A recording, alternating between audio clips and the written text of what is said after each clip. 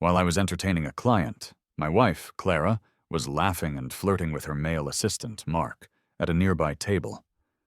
I had to force myself to keep drinking, pushing glass after glass of hard liquor down my throat until I felt a sharp, burning pain in my stomach. It was all to help her secure a major project for her company, a deal so important that I was willing to risk my health for it, nearly losing my life in the process. After the dinner concluded and the clients left satisfied, the pain became unbearable. I leaned against a wall, clutching my abdomen, and begged her to take me to the hospital. She just glared at me with annoyance. "It's just a little alcohol, Leo. It won't kill you," she snapped. "Mark has a cold and isn't feeling well. I need to get him home. You can just grab a cab."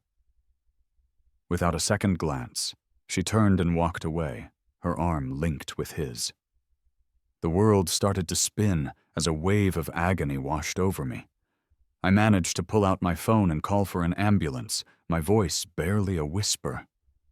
I barely made it through that night. When I was finally discharged and returned home, still weak from the ordeal, I found the kitchen trash bin overflowing. As I went to take it out, I noticed 7 or 8 used condoms carelessly tossed on top. A cold calm settled over me. I walked into the living room, picked up my phone, and called my family. "I'm coming back," I said, my voice steady. "I'm ready to inherit the family business." Just as I hung up, Clara emerged from the bathroom wrapped in a robe, a towel in one hand as she casually dried her hair. The strong, floral scent of her shower gel filled the air, but underneath it I could faintly detect the smell of tobacco on her skin as she walked past me. I suppressed a wave of nausea. "Who was that on the phone?" she asked. "It was a call from my family," I replied flatly. Before I could say another word, she cut me off with a scornful look. "Are they asking you to go back again? If you want to return to that godforsaken place, go on your own. I'm certainly not going." She paused, her tone shifting to one of condescending authority. "Being married means you need to focus on our family here. You should be thinking about how to help me get that project finalized." Her words were like ice in my veins. I had just drunk myself to the point of stomach hemorrhage for her project, and when I begged her to take me to a hospital, she chose her assistant over me and left me stranded on the street without an ounce of concern. She had no idea that the God-forsaken place she imagined was not the small, dilapidated shack in the woods I had described to her. My family's home was a sprawling villa covering thousands of square feet. Swallowing my rising anger, I replied coldly, "Got it." Seeing I had nothing more to say, she tossed the damp towel at me. "I'm hungry. Make me something to eat later." As she turned to hang the towel in the bathroom, I saw a pair of men's underwear lying next to the sink. I froze. In that moment, the faint smell of tobacco on her skin made perfect, horrifying sense.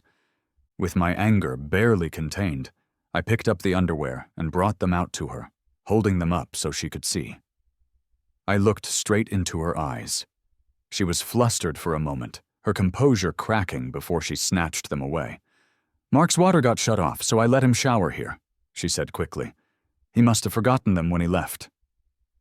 I couldn't help but find her explanation almost amusing. She was becoming an incredibly proficient liar. Mark was her assistant at work, and ever since he had joined the company, she mentioned him constantly, always framing him as clumsy and mistake-prone. I had once suggested she fire him after his probation period, but she had just laughed it off, saying he was harmless and easy to manage. Yes, the man was certainly clueless, but only in his singular focus on pleasing her. I just muttered an acknowledgement and turned to go rest in the guest room. I had barely settled in when Clara came in carrying a glass of water and some stomach medicine. "I was busy when you called earlier," she said, her tone softer now. "Don't mind what I said. Are you still in pain? Take these and get some rest." As I took the cup from her, a chill spread through me. She was always so dismissive of my needs, only showing a sliver of care when it was convenient for her. Just then, her phone buzzed on the nightstand. A man's voice whimpered from the speaker. "Clara, I think I have a fever. Can you come over? I don't feel good at all." Her eyes immediately filled with genuine worry. She responded in a sweet, coddling voice. "I'll be right there." She looked at me apologetically. I reached into my pocket, pulled out the car keys, and handed them to her. "Go ahead," I said.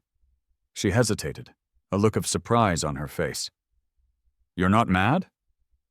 In the past, this would have sparked a huge argument, but now it all seemed so pointless. "A boss should care for their subordinates," I said calmly. Hearing my words, she took the keys and left without a second glance. I looked down at the box of painkillers in my hand and noticed they had expired months ago. A sour feeling rose in my throat. Tossing them into the trash, I curled up under the sheets, drenched in a cold sweat, and waited for sleep. The next morning, I woke up to a new social media post from Mark, one that was set to be visible only to me. It was a picture of him lying in bed while Clara gently applied a cold compress to his forehead. The caption read, "My boss is so caring. She came all the way across town just for my little cold." Previously, seeing something like this would have sent me into a rage, driving me to confront her immediately. But now, it didn't matter anymore. I tossed my phone aside, closed my eyes, and tried to get some rest, needing to gear up for the promotion announcement at work the next day. I arrived at the company early and bumped into a few colleagues in the hallway. They greeted me with wide smiles and encouraging pats on the back. "Today's the day. Clara's announcing the new director, and it's definitely going to be you," one of them said. "You brought in those $1 million deals, drinking until you bled. You deserve it, Leo. Don't forget to treat us to dinner later." I just smiled faintly and said, "It's not certain yet." Once I was settled at my desk, the rest of the team filed in. A few minutes later, Clara stepped out of her office, dressed in a sharp, professional suit. She clapped her hands to get everyone's attention. "I have an announcement to make regarding the new director position," she declared. Every head in the office turned to look at me. I instinctively straightened my tie, ready to stand up and accept the role I had worked so hard for. But then, she walked over to Mark's desk and placed a hand on his shoulder. "Mark, who is young and incredibly talented, will be our new director. Let's all give him our full support." The entire office fell silent for a moment, and then a low buzz of chatter erupted as everyone turned to stare at me, their expressions a mix of pity and disbelief. "How is this fair?" someone whispered. "He's brand new. He hasn't even been here 2 years. He's moving up like a rocket." Everyone knows Mark is Clara's favorite. It doesn't matter how much you resent it. He knows how to win her over. Poor Leo. He works tirelessly, constantly pulling overtime, only to be left with nothing. Their words felt like needles piercing my heart. When the company was just starting out, I was the one pushing it forward, begging friends and family for investments. Everyone said I spoiled Clara, that I let her walk all over me, but I didn't care. I just wanted to see her happy. Now that the company was thriving and she had become the admired, powerhouse woman everyone envied, she turned around and gave the position that was rightfully mine to a new hire who had done nothing to earn it. In front of everyone, I reached up, unclipped my employee badge from my shirt, and placed it on my desk. I looked directly at Clara and said, "I'm done." As soon as the words left my mouth, the office erupted. Clara's face hardened with anger. "Leo, come with me," she hissed. I followed her into her office, and she slammed the door and locked it before turning on me. "What do you mean by this? Is this all just about a position? How dare you embarrass me in front of the entire company like that?" I couldn't help but laugh bitterly at her words. "Is this just about a position, Clara? Everyone here has seen how much effort I've put into this company, into every single project. You know exactly why you gave him the job." Her face twisted in fury, and she slapped me hard across the cheek. "Leo, you really disappoint me. You suspect me? Mark and I are just colleagues. People are making things up because they're jealous of his talent." My cheek burned from the force of the slap, but the sting was nothing compared to the pain in my chest. It wasn't just my pride she had shattered. It was all the years we had spent together. I looked at her and gave a cold, empty laugh. "Really?" She wanted to keep arguing, but when she saw the red, swollen mark on my face, she seemed to realize she had crossed a line. Her tone softened as she moved closer. "Does it hurt? Let me get some medicine for you." I turned away as her hand reached for my face. "No need." Noticing the distinct change in my attitude, she tried to soothe me. "I was wrong to make the decision without consulting you first. You've done so much for the company. Don't be mad. You wanted to go home and visit your family, right? Once I'm done with the work here, I'll go with you." In the past, her sweet talk and empty promises would have been enough to bring me running back to her. But this time, my heart felt nothing at all. Back at our apartment, I stared at our wedding photo hanging on the wall. I used to think that being with her made any struggle, any sacrifice, completely worthwhile. I realized now that all of my efforts had been nothing more than a joke to her. Maybe I had been wrong about everything, all along. Love is supposed to involve two people, not just one person giving everything while the other takes. After a moment of thought, I picked up my phone, ready to call Clara and finally talk about divorce. Just then, my phone rang. It was my mother. She was crying, her voice frantic. She told me that my grandmother was critically ill and that the doctors had urged me to return home as quickly as possible. Hearing that, all thoughts of Clara vanished, and I rushed out the door.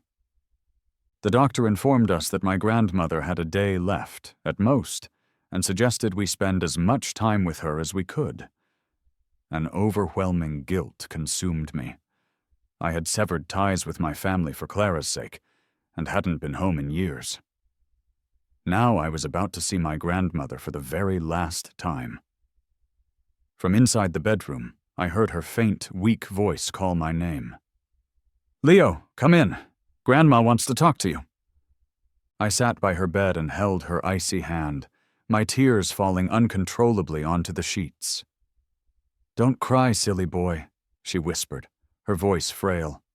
"I just wished I could have seen your wife since you returned. Bring her with you next time. I have yet to give her our family heirloom." I wiped my tears, stepped outside, and called Clara. After a long series of rings, Mark answered the phone. A torrent of emotions boiled over inside me. "Put Clara on the phone," I demanded. I heard Mark shout, "Hey honey, are you out of the shower? It's Leo and he seems urgent." I could hear the sound of running water in the background, and then Clara's impatient voice came on the line. "What is it? Can it wait?" In a choked voice, I said, "Grandma isn't doing well. She wants to see you. Can you please come over?" Before I could even finish, she cut me off. "Didn't I give you a credit card? Use it to get her the best medical help." "I'm busy," she added dismissively. My fist clenched so tightly my knuckles turned white. But thinking of my grandmother's limited time, I pleaded with her. "Please, just come for a visit. It's her dying wish." There was a long silence on the other end of the line before she finally replied. "I could come, but you need to promise me something first." Desperate, I said, "Anything, as long as you come." Her next words froze me from the inside out. "Give the company's new patent to Mark." Again, it was about Mark. She knew how much I had poured my heart and soul into developing that patent, months of sleepless nights and relentless work. Yet she was using this moment, my grandmother's dying wish, to blackmail me into handing it over to him. Biting back my rage, I agreed. Fine. To fulfill my grandmother's last wish, I would have done anything. After hanging up, I went back inside and told my grandmother that Clara was on her way. She held on with a sliver of hope, her eyes fixed on the doorway. But Clara never arrived. At dawn, my grandmother passed away. While we were dealing with the funeral arrangements, I called Clara repeatedly, but she never answered. In the middle of my waiting, Mark sent me a video. It showed Clara and him at a party surrounded by colleagues who were celebrating his success. "Mark's future so bright," someone commented, "getting a patent at such a young age." Another person said, "You two are a perfect match. When's the wedding?" A blushing Clara replied shyly, "Soon, we'll let you all know in advance."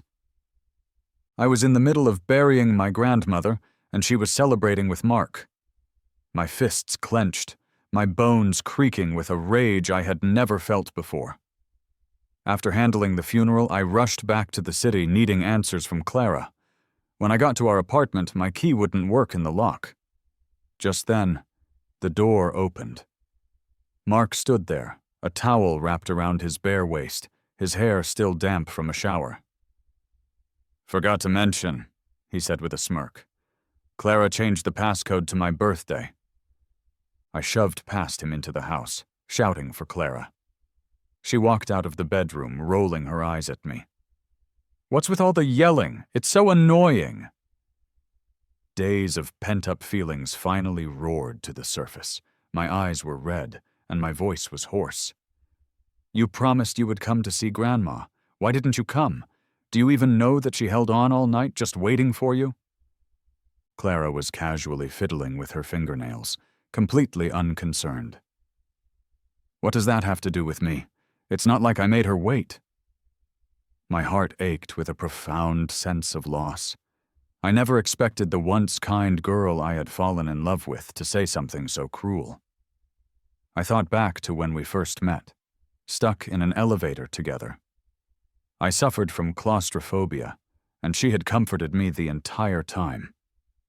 The woman standing in front of me now was not the same Clara I had known back then. "So you used my grandmother's illness just to trick me?" I asked, my voice trembling.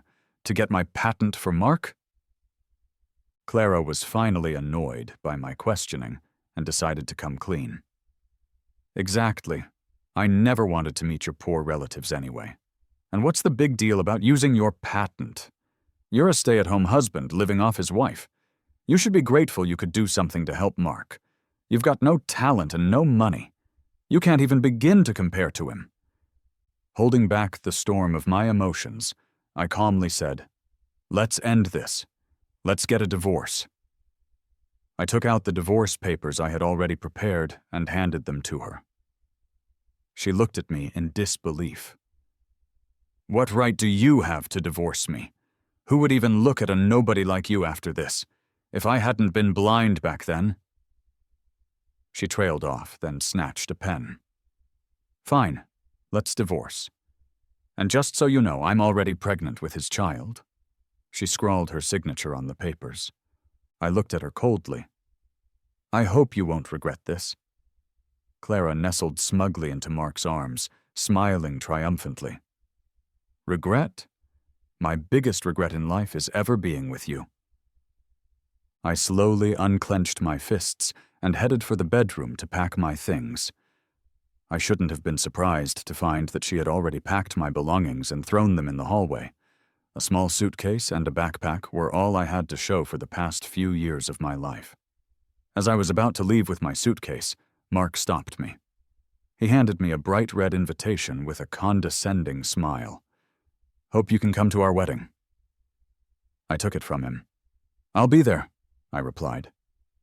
Even as I walked down the stairs, I could hear their cheers and laughter echoing from the apartment.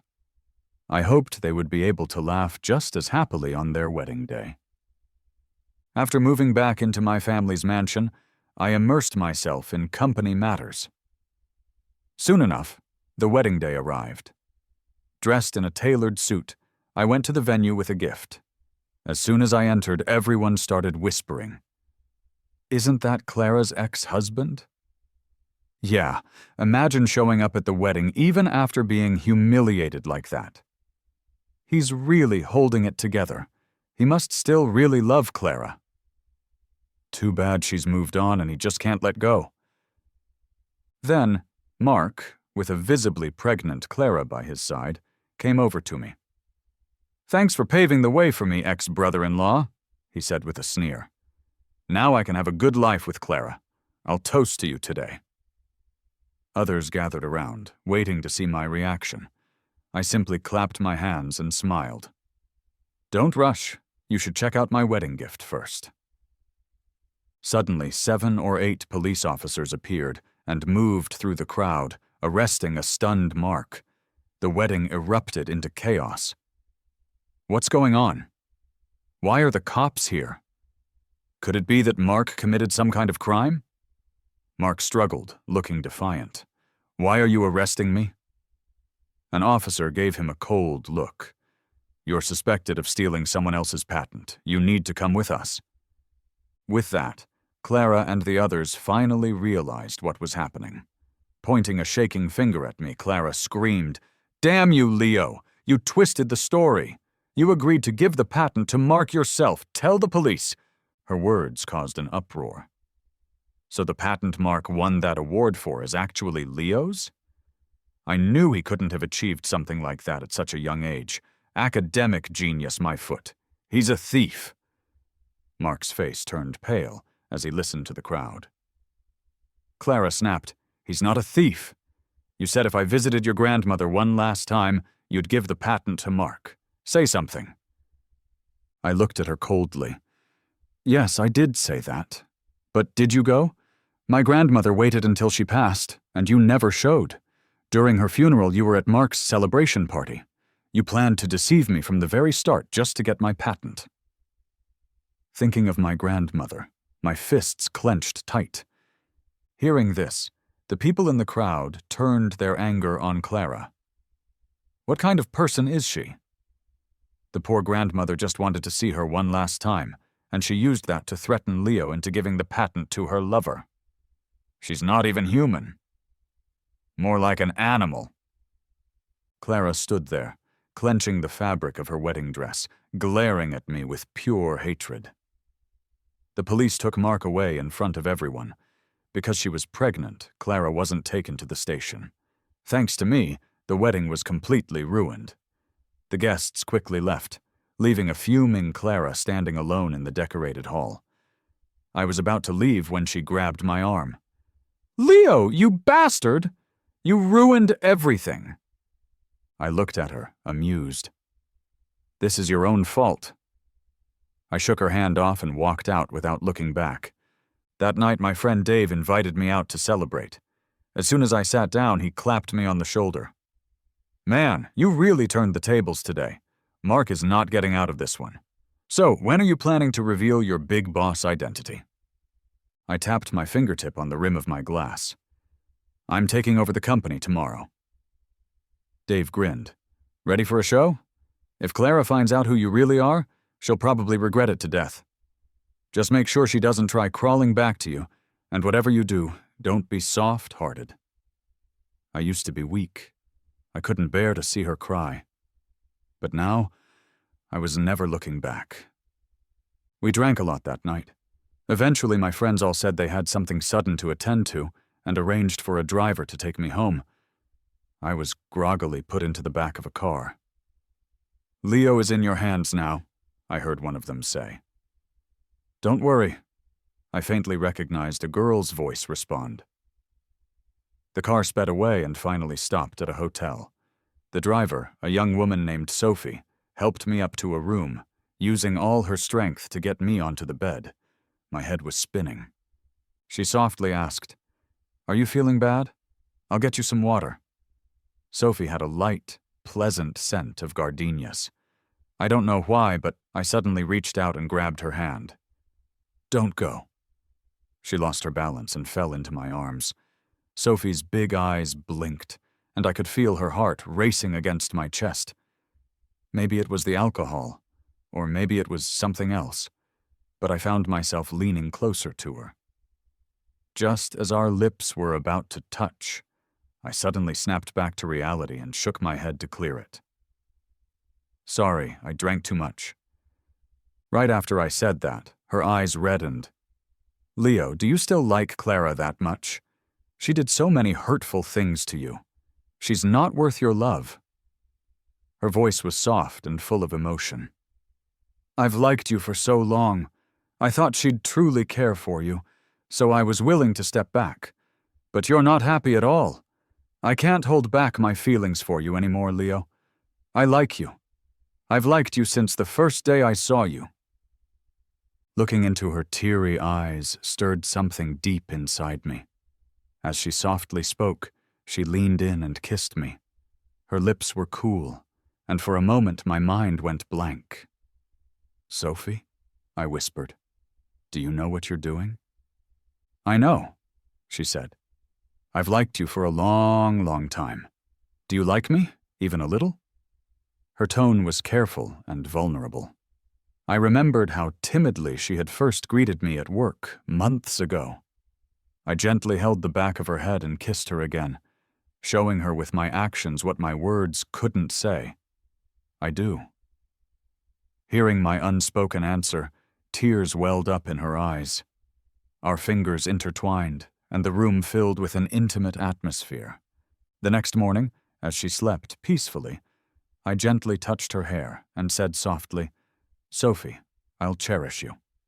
Before leaving, I had breakfast sent over by my assistant and then headed to the company. Everyone at the office was speculating about who the mysterious big boss was. Clara was organizing things, preparing for my arrival. The big boss will be here soon, she announced to the staff. Be on your best behavior, or you're out. The employees lined up on both sides of the entrance. I arrived in a Maybach and pulled up to the front doors. Clara hurried over to open the car door for me, her face freezing in shock when she saw me step out. This is the day the big boss takes over. What are you doing here causing a commotion? I adjusted the cuff of my sleeve and said casually, I'm the big boss. Behind me, Clara burst out laughing. Leo, do you even know what you're saying? Someone as poor as you claiming to be the boss? You must be joking. Security.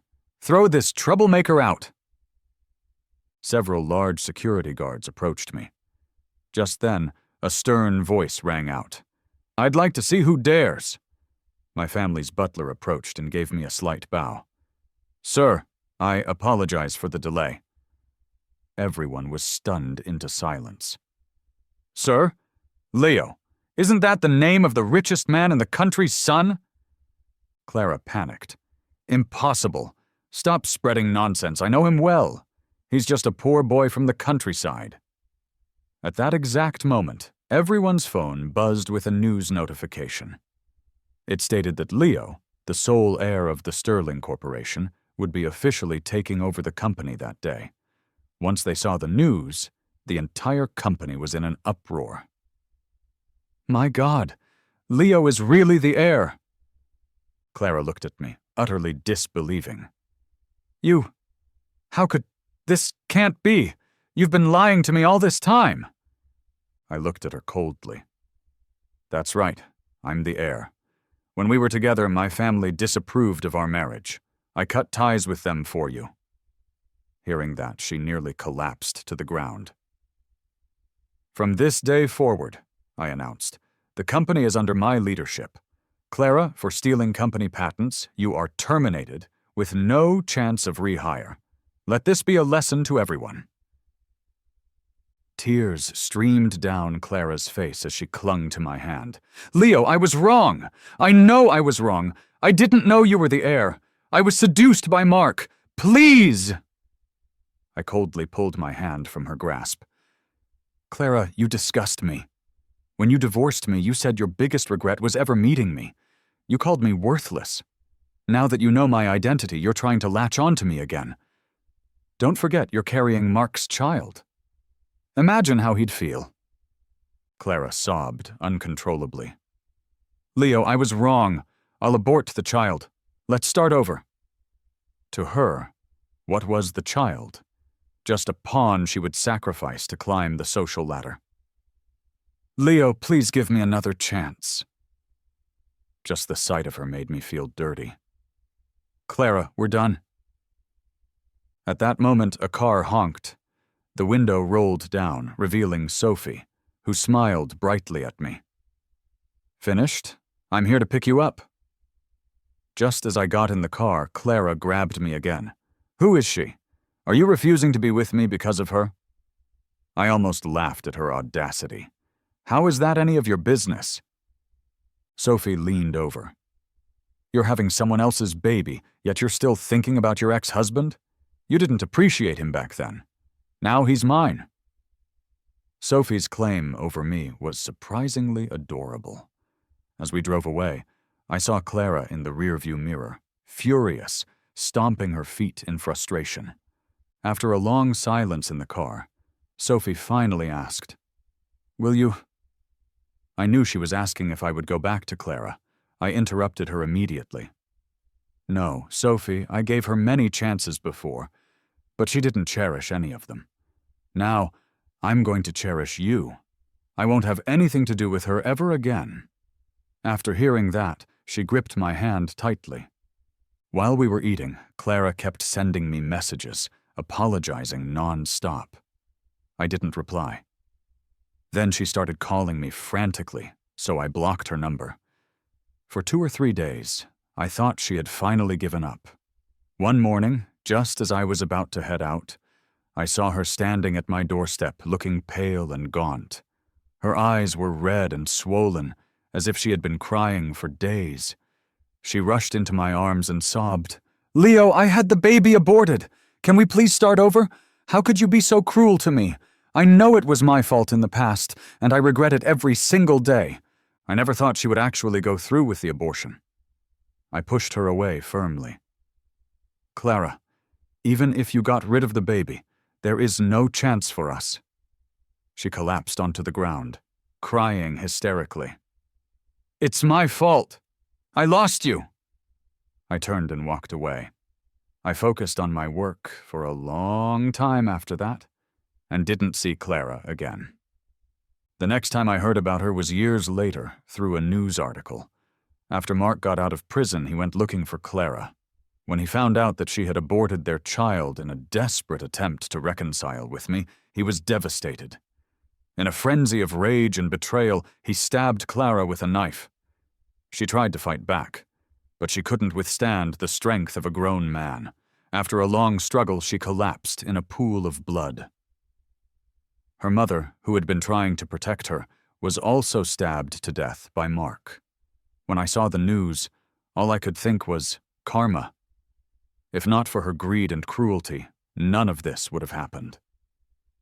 I turned off my phone and rested my head against the car seat. As soon as I closed my eyes, my phone rang. It was an unknown number. I answered, and a hoarse, familiar voice came through the speaker. It was Mark. "Leo," he rasped, "I've got your woman. If you want to save her, bring me $1 million. My heart clenched tight. My voice shook as I spoke. "Don't touch her." "I'll send the address to your phone. Bring the money yourself. If I see any cops, you'll know the consequences." As I was about to say something else, the call ended abruptly. A moment later, a video arrived on my phone. It showed Sophie, tied up at the edge of a cliff, with turbulent waters raging below. I called back, and after a tense while, Mark answered. "I'll have the money ready in an hour. Just don't touch her." "I didn't know she meant so much to you," he sneered. "Fine, you have 1 hour. Don't be late." After hanging up, I quickly got the money and drove to the mountains outside of town alone. After navigating the winding, treacherous roads for what felt like an eternity, I finally arrived at the spot he had specified. From a distance, I saw Sophie, tied up and covered in bruises. Mark squatted on the ground nearby, a cigarette dangling from his mouth. His hair was graying, and a thick stubble covered his chin. He looked like he had aged 20 years. Seeing me, he flicked the cigarette away. "Where's the money?" "Let her go first," I said. Without even glancing at the bag of money on the ground, he smirked. "Did you really think I want the money? What I want is your life."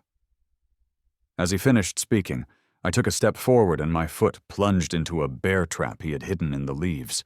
Blood instantly gushed from my leg, and in the distance Sophie cried out, "No!" Mark approached me slowly, a knife glinting in his hand. "If it weren't for you, I wouldn't have gone to prison. Clara wouldn't have aborted our child. All of this is your fault. Why do I have nothing, while you get to become a prince overnight? I'm sending both of you to hell." In agony, I slowly retreated. When he lunged, I caught the blade with my bare hand, blood streaming down my wrist. I just needed to buy a few more minutes. The people I had arranged to follow me would be arriving soon. "Mark, you brought this on yourself," I grunted through the pain. "When Clara was messing around with you, you should have known what kind of person she was. Your own greed ruined you." My words made him furious, and just as he raised the knife to attack me again, my people arrived, swarming the area. Mark was quickly subdued. I rushed over to untie Sophie, who was crying uncontrollably. "Leo, I was terrified," she sobbed. "I was so scared." I gently patted her shoulder, holding her close. "Don't cry. I'm here now." A few days later, Mark was arrested and, for his multiple crimes, sentenced to death. After I recovered in the hospital, Sophie and I had our wedding. On our wedding day, she walked towards me in a beautiful white dress. With all our friends and family as witnesses, we took our vows and embarked on a new life of happiness together.